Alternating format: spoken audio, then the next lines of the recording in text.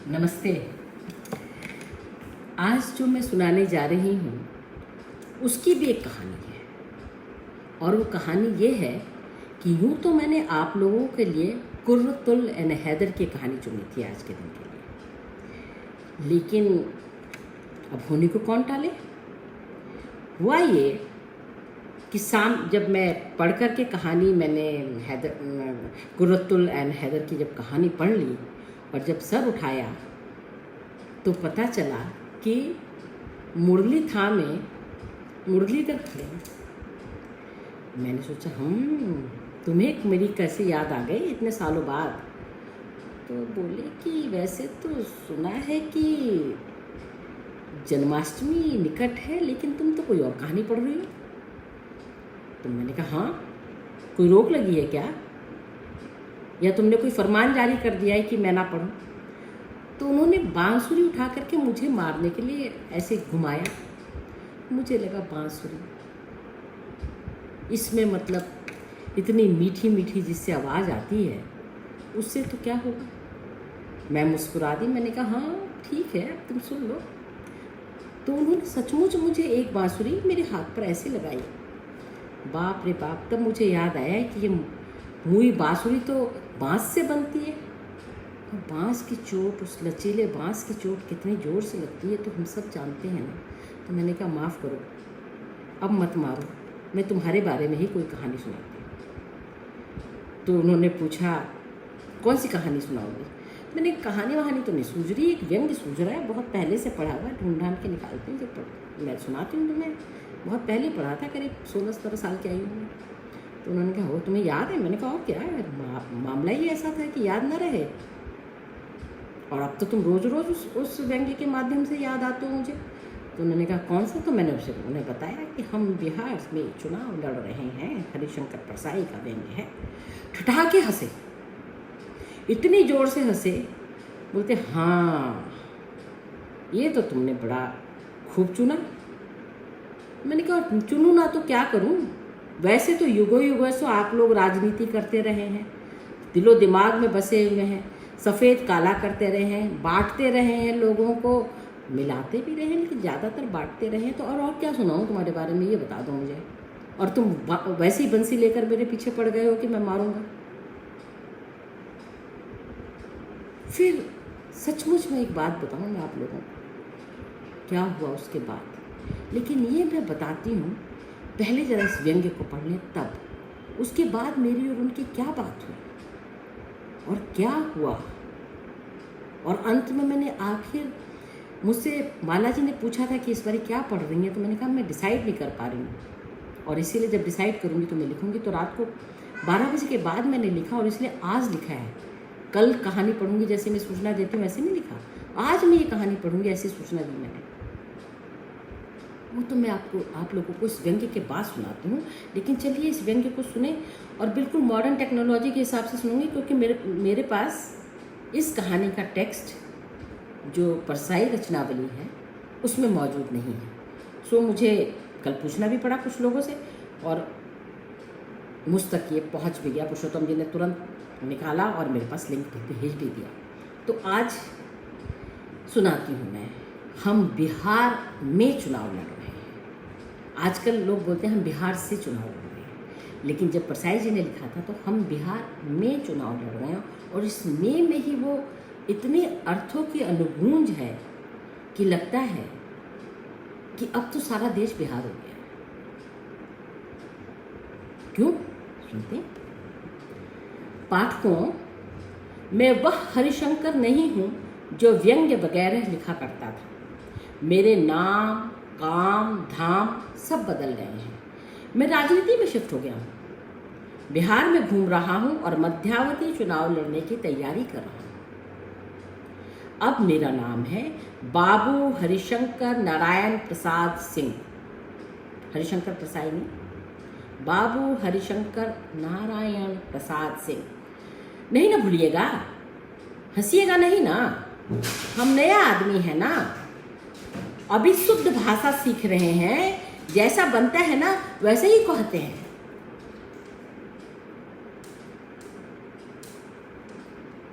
अब तो लोग हम बोलने लगे मैं की जगह, लेकिन उस समय परसाई जी ने मैं लिखा। मैं बिहार की जनता की पुकार पर ही बिहार आया। जनता की पुकार राजनीतिज्ञों को कैसे सुनाई पड़ जाती है, यह एक रहस्य है, और ये धंधे का रहस्य है, इसीलिए बताऊंगा नहीं। जनता की पुकार कभी कभी मेमने की पुकार की तरह होती है। वह पुकारता है माँ को और आ जाता है भेड़िया। देख ही रहे हम लोग। मेमना चुप रहे तो भी कभी भेड़िया पहुंच कर कहता है तूने मुझे पुकारा था। मेमना कहता है मैंने तो अपना मुंह ही नहीं खोला। तब भेड़िया कहता है तो मैंने तेरे हृदय की पुकार सुन ली होगी। बिहार की जनता कह सकती है हमने तुम्हें नहीं पुकारा, हमें तुम्हारे द्वारा अपना उद्धार नहीं कराना, तुम क्यों हमारा भला करने पर उतारो। वैसे सारे देश की जनता आजकल यही कह रही है। मैं कहूंगा मैंने दूर मध्य प्रदेश में तुम्हारे हृदय की पुकार सुन ली थी। वहां मध्यावधि चुनाव नहीं हो रहे हैं ना, इसलिए वहां की जनता की सेवा नहीं कर सकता था और बिना सेवा किए जीवित नहीं रह सकता। नेता लोग सेवा करनी तो आते हैं हमारे। तुम राजी नहीं होगे तो बलात् सेवा कर दूंगा। सेवा का बलात्कार, समझे? अकेला मैं नहीं, भगवान श्री कृष्ण भी बिहार की जनता का उद्धार करने आ पहुंचे हैं। बिहार की बाढ़, सूखा और महामारी से पीड़ित जनता, अकाल से पीड़ित जनता। एक दिन मेरी कृष्ण भगवान से भेंट हो गई। मैंने पहचान लिया, वही मोर मुकुट, पीतांबर और मुरली। उसी तरह से जैसे वो जब खड़े थे तो मैंने पहचान लिया।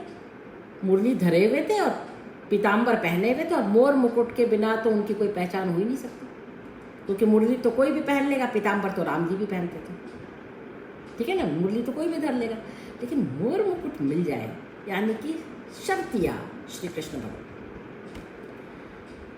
तो वही मोर मुकुट, पीतांबर और मुरली। मैंने कहा भगवान, आप भगवान कृष्ण है ना? वे बोले हाँ वही हूँ, पर मेरा नाम अब भगवान बाबू कृष्ण नारायण प्रसाद सिंह हो गया है। भगवान बाबू कृष्ण नारायण प्रसाद सिंह। कृष्ण बाबू भी कह सकते हैं आप मुझे।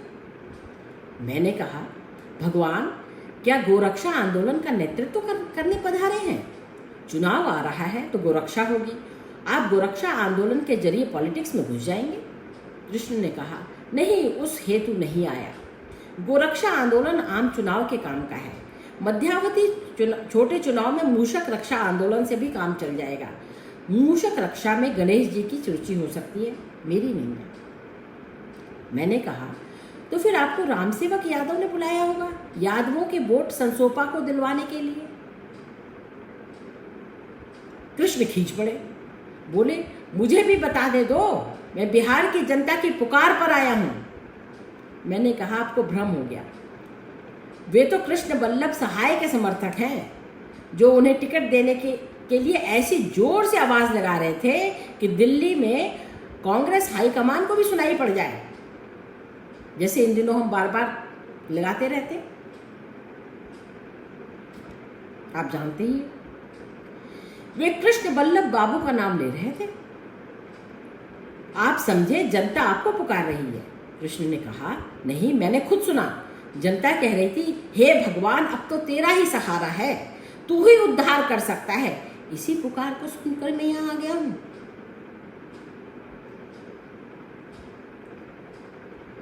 ऐसा हो सकता है। बात यह है कि चौथे चुनाव के बाद सिर्फ भगवान की सत्ता ही स्थिर है। बिहार के मुसीबत जदा लोग पटना में एक सरकार से अपनी कहते, तब तक दूसरी सरकार आ जाती। चौथे चुनाव के बाद हो सकता है उन्होंने ईश्वर को की एकमात्र सरकार से गुहार कर दी हो। मैंने कहा ठीक किया जो आप आ गए, अब इरादा क्या करने का है? उन्होंने कहा मेरा तो घोषित कार्यक्रम है, त्रिसूत्री, साधुओं का परित्राण, दुष्कर्मियों का नाश और धर्म की संस्थापना। यही करते आए त्रेता युग से। मैंने पूछा कोई आर्थिक कार्यक्रम वगैरह? वे बोले नहीं, बस यही त्रिसूची कार्यक्रम है, साधुओं का परित्राण। अब साधुओं से उनका क्या तात्पर्य था और आज हम साधु लोग साधु किसे कहते हैं और हम साधु किसे कहते हैं, इसमें अब तो उन्हीं से पूछना पड़ेगा। कल आएंगे तो मैं पूछ लूँगी और फिर आप लोगों को बता दूँगी। दुष्कर्मियों का नाश, अब ऐसी मुश्किल हो गई है कि सब एक दूसरे को दुष्कर्मी कह रहे हैं, वो भी पूछना पड़ेगा उन्हीं से। धर्म की संस्थापना, यह भी एक मुश्किल बात हो गई है, क्या कहें। इसीलिए संभवतः इन्होंने पूछा था कोई आर्थिक कार्यक्रम वगैरह, तो बोले नहीं, बस यही त्रिसूत्री कार्यक्रम है। मैंने पूछा यहाँ राजनीतिज्ञों में कोई साधु मिले? एक भी नहीं। और असाधु? एक भी नहीं। हर एक अपने को साधु और दूसरे को असाधु कहता है। किसका नाश कर दूं समझ ही नहीं आ रहा। इसी वक्त मुझे ख्याल आया कि इनके हाथ में सुदर्शन चक्र तो है नहीं, नाश कैसे करेंगे।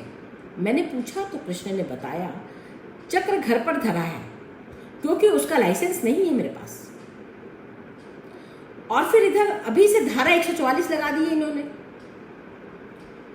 मैंने उन्हें समझाया भगवान अगर सुदर्शन चक्र का लाइसेंस मिल जाए तो भी किसी की मारने के में आप दफा 302 में फंस जाएंगे, ध्यान रखिएगा। कृष्ण पेशोपेश में थे, कहने लगे फिर सब धर्म की स्थापना कैसे होगी। मैंने कहा धर्म की स्थापना तो सांप्रदायिक दंगों से हो रही है। सब लोग बोलते हैं कि हम धर्म की स्थापना कर रहे हैं दंगे कर करके। आप एक हड्डी का टुकड़ा उठाकर मंदिर में डाल दीजिए और हिंदू धर्म के नाम पर दंगा करवा दीजिए, फिर कोई और टुकड़ा उठा करके मस्जिद में डाल दीजिए तो वहां पर भी दंगा हो जाए। धर्म का उपयोग तो अब दंगा करने के लिए ही रह गया है। आपके विचार काफी पुराने पड़ गए हैं। हम लोग तो दुष्कर्मियों के परित्राण के लिए यह व्यवस्था चला रहे हैं। सबसे असुरक्षित तो साधु ही हैं। भगवान कृष्ण को मैंने समझाया, सुनिए जरा मॉडर्न ढंग की बात सुन लीजिए हमसे। आप संसदीय लोकतंत्र में घुसे बिना जन का उद्धार नहीं कर सकते। आप चुनाव लड़िए और इस राज्य के मुख्यमंत्री बन जाइए। रुक्मणी जी को भी बुला लीजिए। जिस टूर्नामेंट का आप उद्घाटन करेंगे उसमें वो पुरस्कार वितरण करेंगी। घर के ही एक जोड़ी हाथ से कर और कमल दोनों का काम हो जाएगा। बड़ी मुश्किल से उनके सामंती संस्कारों के गले में लोकतंत्र उतरा। इससे ज्यादा आसानी से तो दरभंगा नरेश बाबू कामाख्या नारायण प्रसाद सिंह लोकतंत्री हो गए थे। कृष्ण को चुनाव के मैदान में उतारने में मेरा भी स्वार्थ था। राजनीति में नया आया हूं। पहले किसी बड़ी हस्ती का चमचा बनना बड़ा जरूरी है। दादा को चमचा चाहिए और चमचे को दादा। दादा मुख्यमंत्री तो चमचा गृह मंत्री। मैंने सोचा लोग शंकराचार्य को अपनी तरफ ले रहे हैं तो मैं साक्षात कृष्ण भगवान को ही अपनी तरफ ले लूं। हम लोगों ने तय किया कि पहले अपने पक्ष में जनमत बनाएं और फिर राजनीतिक पार्टियों से तालमेल बिठाएं। हम लोगों से मिलने चल पड़े। मैं तो चमचा था, भगवान का परिचय देकर चुप एक तरफ खड़ा हो जाता।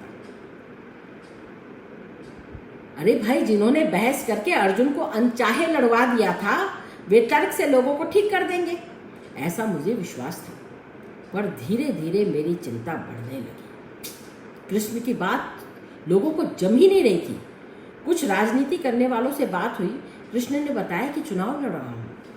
वे बोले हाँ, आप क्यों न लड़िएगा, आप भगवान हैं, आपका नाम है, आपका भजन होता है जी, आपका आरती होता है, आपका कथा होता है, आपका फोटो बिकता है। आप नहीं लड़िएगा तो कौन लड़ेगा, आप यादव है ना। कृष्ण ने कहा अरे भाई, मैं ईश्वर हूं, ईश्वर की कोई जाति नहीं होती। उन्होंने कहा देखिए ना, इधर भगवान होने से तो काम नहीं चलेगा। आपको कोई वोट देगा ही नहीं। जात नहीं रखिएगा तो वोट कौन देगा, तो कैसे जीतिएगा। जाति के इस चक्कर से परेशान हो गए हम। भूमिहार, कायस्थ, क्षत्रिय, यादव होने के बाद ही कोई कांग्रेसी, समाजवादी या साम्यवादी हो सकता है। कृष्ण को पहले यादव होना पड़ेगा, फिर चाहे वे मार्क्सवादी हो जाए। कृष्ण इस जातिवाद से तंग आ गए। कहने लगे सब बड़े पिछड़े लोग हैं। क्या बोले लोग?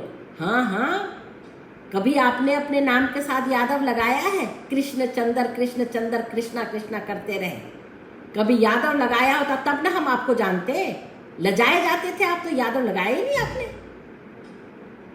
अब क्या करें कृष्ण?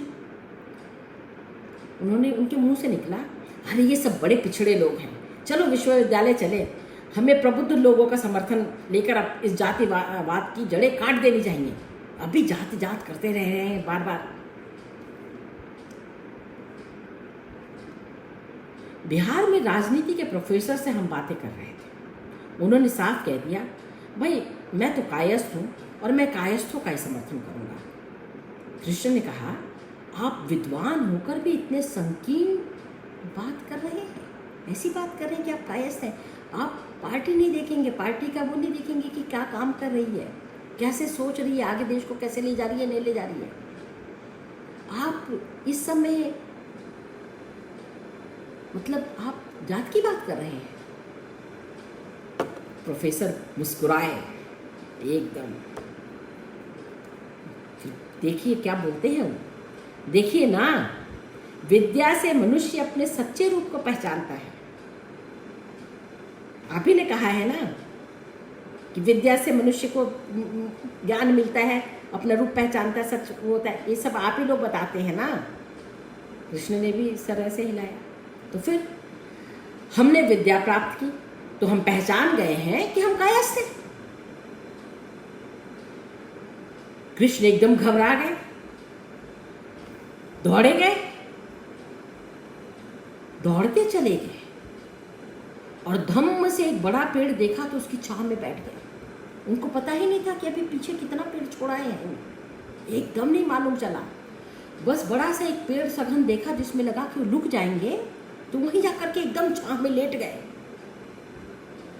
फिर बोले, सोचते हैं हम लौट जाएं, जहां भगवान को भगवान होने के कारण एक भी वोट ना मिले, वहां अपने से राजनीति नहीं होगी भाई।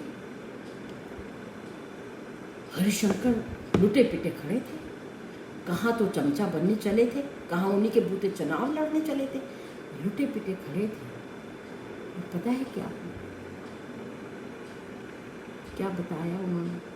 बताया नहीं, मैंने देखा। याद है ना आप लोगों को, बहेलिए की एक तीर लगी थी त्रेता युग में, और कृष्ण के पैर में उसको लगा था कि कोई, उनकी मणि चमक रही थी पैर में, तो उसको लगा था कि कोई हिरण बैठा हुआ है। पैरों में जो मणि थी वो चमक रही थी, तो वो उसने हिरण की आँख में एक तीर मारा जो पैर में लग गया, और कृष्ण उसी तीर को खा करके एकदम अकेले, गांधारी का शाप याद है ना आपको, अकेले चले गए थे वो, क्योंकि उन्होंने अपने वंश का नाश भी देखा था। आज भी वही होगा। कृष्ण जैसे ही पेड़ के छांव में लेटे, एक अजीब से किस्म की बंसी की आवाज़ तो मैंने सुनी, और उसके बाद एक तीर की आवाज़ और एक गहरी आह की आवाज़। उन्होंने कहा, मैं ऐसे समय में नहीं रह सकता।